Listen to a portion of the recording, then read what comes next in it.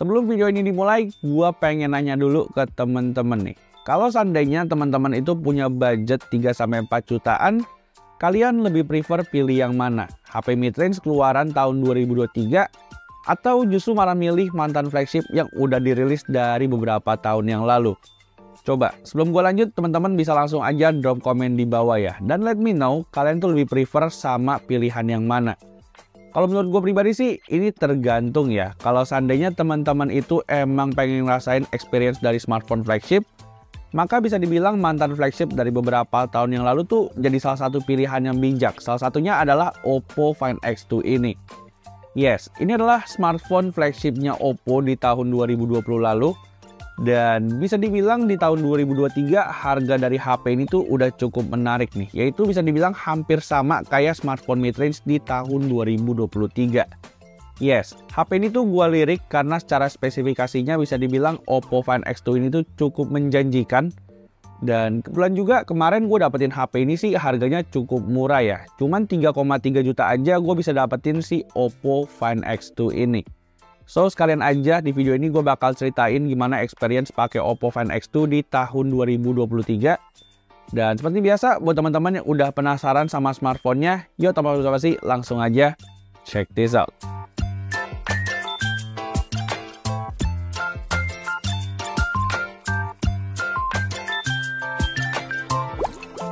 Alright, mungkin pertama-tama gue bakal kasih tahu dulu ya kenapa Oppo Find X2 ini tuh gue balut pakai skin yang kayak begini. Nah, jadi sebenarnya Oppo Find X2 ini tuh adalah unit yang gue engine swap ya. Jadi sebelumnya ini adalah HP yang gue beli di Tokopedia, dimana mungkin teman-teman udah nonton juga ya video gue yang kemarin tentang Oppo Find X2 yang ada part 1 sama part 2-nya. Yes, jadi ini adalah Oppo Find X2 yang udah dalam keadaan normal. Dan seperti teman-teman udah nonton juga, HP ini tuh kondisi bodinya sebenarnya cukup mengenaskan guys. Di bagian framenya ini tuh banyak baret-baret dan pokoknya nggak kelihatan mulus lah. Jadinya gue akhirnya pakein HP ini sama skin dari Nine Skin. Untuk motifnya sendiri di sini sebenarnya gue pilihnya ngasal aja, gue pilih yang warna kemo begini. Cuman gue nggak tahu kenapa ya, ini kalau seandainya dipaduin sama desainnya Oppo Find X2 kayaknya kurang masuk aja gitu sama selera gue. Bisa jadi karena frame kameranya yang menurut gue tuh agak kelihatan kayak HP mid-range. Meskipun kalau seandainya kita balik ke bagian depan, ini adalah smartphone yang punya desain mewah banget guys.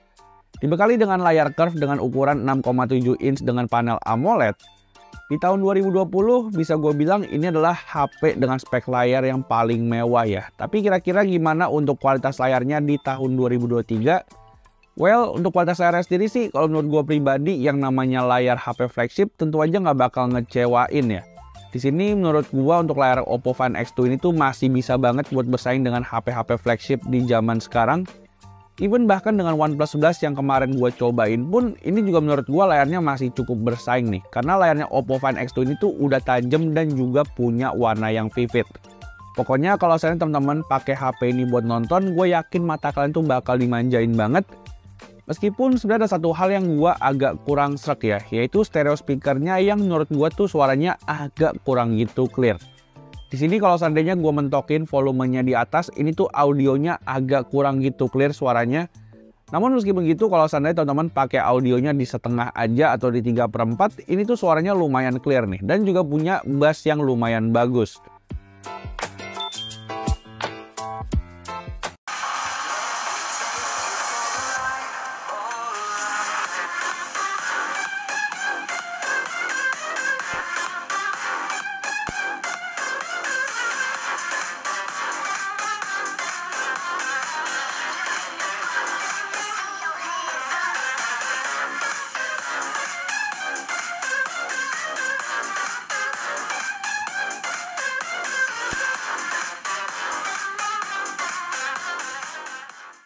Nah, setelah ngebahas soal desain dan juga layarnya, mungkin kita lanjut ke satu hal yang menurut gua paling penting nih, yaitu adalah SoC yang ada di smartphone ini. Yes, jadi kalau seandainya ada smartphone mid-range di tahun 2023 yang menurut kalian pakai chipset kurang gitu powerful, mungkin HP ini tuh bisa jadi solusinya nih, karena HP itu dibekali sama SoC flagship yaitu Snapdragon 865. Chipset ini tuh bisa dibilang adalah chipset yang udah terbukti kenceng buat dipakai di tahun 2023. Dimana kalau di Oppo Find X2 ini tuh juga diperkuat lagi nih dengan RAM yang gede yaitu di 12GB sama storage-nya juga di 256GB.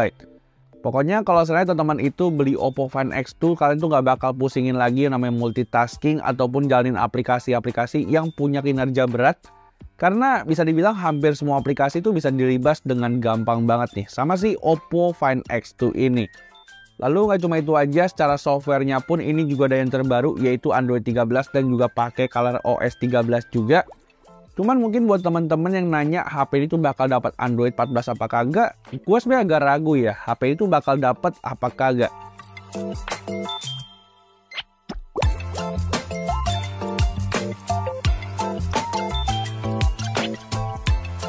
Nah, tapi sebenarnya di antara semuanya ada satu hal yang pasti udah teman-teman pengen tanya ini. Kira-kira gimana performa gaming dari Oppo Find X2 ini? Well, gue udah cobain HP ini buat main Genshin Impact ya. Di sini gue langsung aja tes pakai game paling berat saat ini yaitu Genshin Impact. Di sini bisa dibilang kalau seandainya kita itu compare sama smartphone mid-range di tahun 2023. Di sini menurut gue performanya Snapdragon 865 ini tuh bisa dibilang masih lebih unggul nih. Karena buat main Genshin Impact di grafik mentok rata kanan, HP itu masih bisa dilibas di 40-55 fps. Cuman palingan kalau ada satu hal yang bisa dibilang jadi deal breaker banget buat HP ini tuh adalah dari sektor baterainya. Dimana menurut gue baterai 4200 mAh ini tuh udah kurang banget ya. Mengingat HP ini tuh punya layar yang speknya tuh tinggi banget. Di sini mungkin kalau seandainya teman-teman pengen HP-nya sedikit lebih awet, teman-teman tuh bisa pakai setelan layar di Full HD Plus di 60Hz. Cuman kan agak disayangkan ya, kalau saya teman-teman udah punya smartphone yang punya layar bagus, tapi nggak kalian maksimalin. Jadinya karena gue itu lebih pentingin kualitas layarnya, jadinya untuk urusan baterai ini tuh gue nggak masalahin banget. Meskipun ini bisa jadi deal breaker yang berarti banget nih. Karena untuk SOT-nya HP itu sehari cuma bisa bertahan dari pagi sampai sore dengan SOT di 4 jam aja. Untuk SOT maksimal yang pernah gue dapetin. Cuman untuk tes chargingnya ini tuh gue nggak ngetes lebih lanjut karena HP itu gue belinya secara batangan. Tapi sepengalaman gue pakai smartphone dengan kemampuan charging sampai 65 watt. Biasanya smartphone tersebut tuh untuk ngecas dari 0 sampai penuh cuma butuh waktu sekitar 40 sampai 50 menit aja nih. Dan itu tuh menurut gua udah ngebut banget.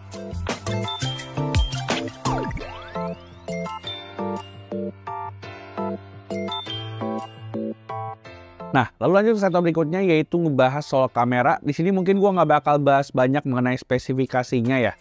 Karena untuk spesifikasinya mungkin teman-teman bisa langsung aja lihat rekap spek yang gue tampilin di layar nih. HP itu dibekali sama setup triple kamera dengan kamera utama 48 megapiksel.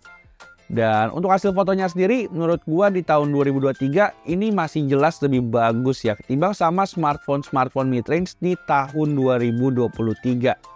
Gue nggak tahu kenapa Oppo Find X2 ini tuh punya karakter warna yang natural dan gue itu suka banget. Dimana ini biasanya nggak kita temuin ya di smartphone mid-range-nya Oppo yang biasanya punya warna yang cenderung oversaturated.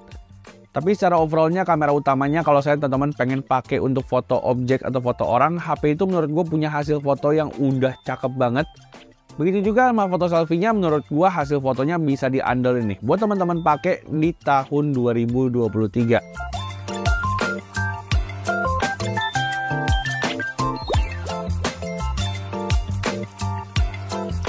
Nah, lalu kalau seandainya kita lihat hasil foto low light dari Oppo Find X2 ini tuh menurut gua untuk hasil fotonya masih cukup bersaing ya. Dari segi detail, HP itu menurut gua punya hasil foto yang udah lumayan banget. Dan exposure serta suasana malamnya pun menurut gua juga nggak di-boost banget ya. Sama night mode yang ada di Oppo Find X2 ini. Begitu juga di kamera ultra wide, dan juga telefotonya semuanya tuh menurut gua all good dan gak ada komplain sama sekali. Jadinya menurut gua dari hasil fotonya gua bisa rekomenin banget lah kalau saya teman-teman lagi cari mantan flagship yang oke buat foto-foto.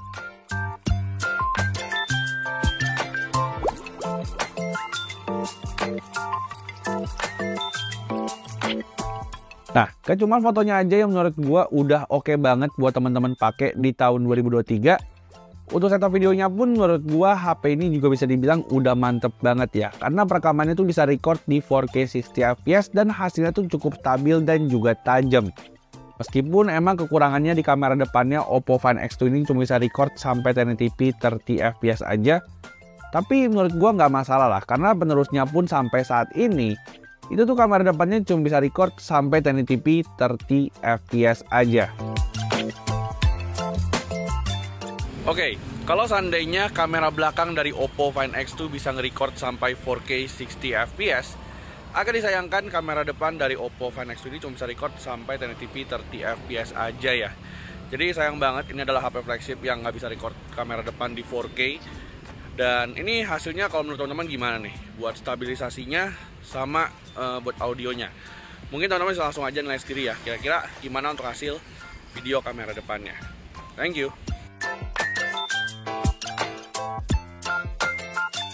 Nah, lalu lanjut satu terakhir, yaitu ngebahas soal harga dan juga kesimpulan dari si Oppo Find X2 ini. Untuk harganya sendiri, Oppo Find X2 ini tuh kalau di pasaran dibanderol dengan harga 4 jutaan sampai 5 jutaan ya. Kalau seandainya kondisinya tuh normal dan juga sehat walafiat. Kalau seandainya kalian tuh pengen cara yang lebih untung lagi, mungkin teman-teman bisa ikutin cara gua. Dan mungkin buat teman-teman yang pengen beli, langsung aja bisa DM Instagram gue ya, di @bangjoreview. So, untuk kesimpulannya sendiri, overall HP ini tuh kalau secara worth it apa kagaknya tergantung dari kalian masing-masing.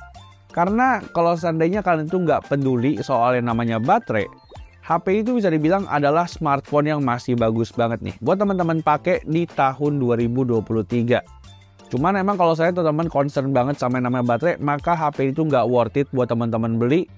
Tapi sebelum video ini berakhir, gue pengen nanya ke temen-temen nih. Kalian tuh kalau beli HP lebih prefer baterai yang awet, atau kamera, atau performanya yang lebih ngebut?